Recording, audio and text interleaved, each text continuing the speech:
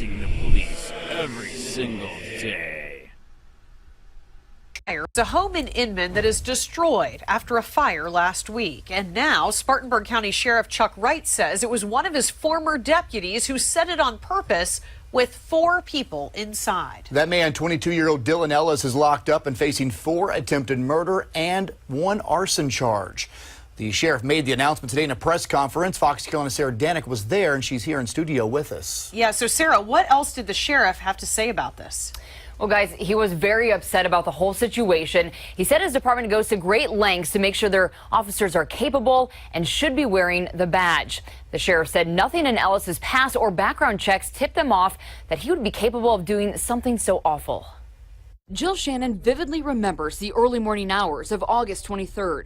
I was sleeping but half awake and heard popping, hissing noises, looked out, and everything was orange. She tells us she woke up to find her next-door neighbor's house engulfed by flames. The firemen that were talking to us said, "This is arson. This can't have been a natural fire." Today, not much is left of the home. Jill says the neighborhood has been on edge lately, wondering how the fire started and who might have done it. Today, the sheriff said there's an answer. They come up with a suspect yesterday, and it was one of our deputies that actually set the fire.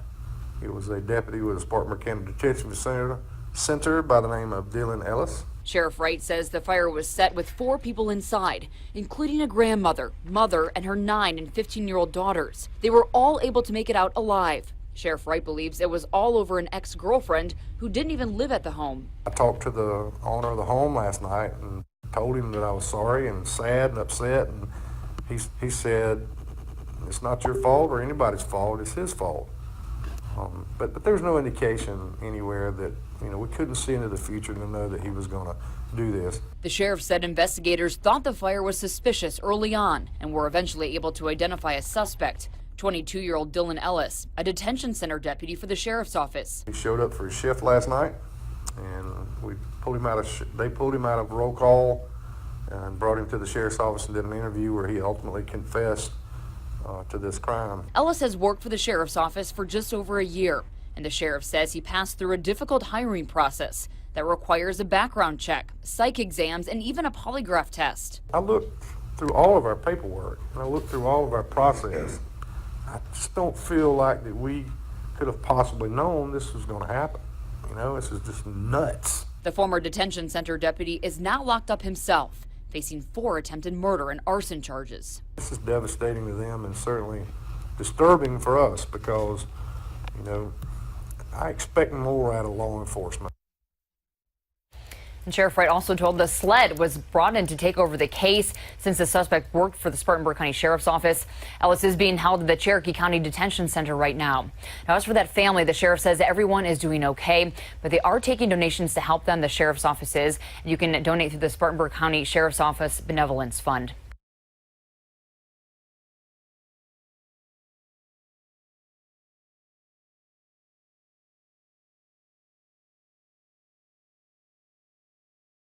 Crazed cop arrested after setting ex-girlfriend's house on fire with children inside.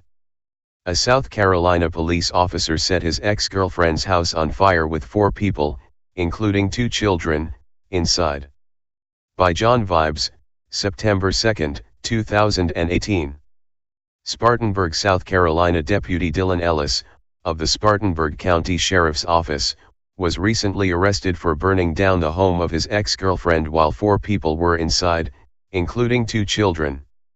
Luckily, all of the occupants were able to escape and there were no injuries, but if they did not notice the fire immediately they could have risked death or serious injuries. The fire was set at 4 a.m., and the family was asleep at the time, but awakened by smoke detectors. Ellis was charged with 4 counts of attempted murder and arson and confessed to the crimes when he was questioned. Please don't think I'm saying this is okay when I say this. I would almost understand if he damaged a car, if he spoke bad of her on Facebook, something of that nature that would make more sense. Burning a home down at 4 o'clock in the morning with 4 people inside?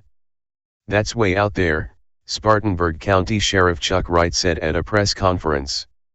Ellis maliciously set a fire and risked killing children to attack an ex-girlfriend, And while it isn't clear if he knew the children were in the house, he clearly had no concern for human life.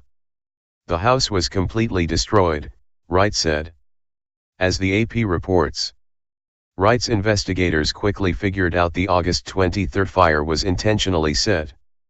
When the evidence began pointing to Ellis, the sheriff turned the investigation over to the State Law Enforcement Division. Ellis had been a deputy for just over a year. After learning he was a suspect, Wright said he looked over Ellis' psychological testing and other paperwork and saw no sign this might happen. A lot of times we catch things where we aren't going to give a person a gun and a badge, Wright said. There was nothing that indicated this individual had the potential to do this.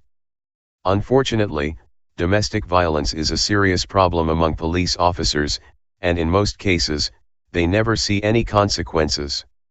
According to recent studies, law enforcement officers beat their wives or girlfriends at nearly double the rate of the rest of the population. Several studies, according to Diane Wettendorf, author of Police Domestic Violence, Handbook for Victims, indicate that women suffer domestic abuse in at least 40% of police officer families. For American women overall, the figure is 25%, according to the Centers for Disease Control and Prevention. According to the Advocates for Human Rights organization, studies indicate that police families are 2 to 4 times more likely than the general population to experience domestic violence, making the potential for disparities in protective success particularly troubling.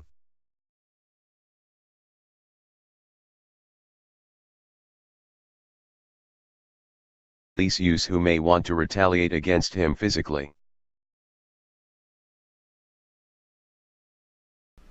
Hey Charlotte County, this is Charlotte County COPWATCH, and I just wanted you to know that I am using this stuff under fair use.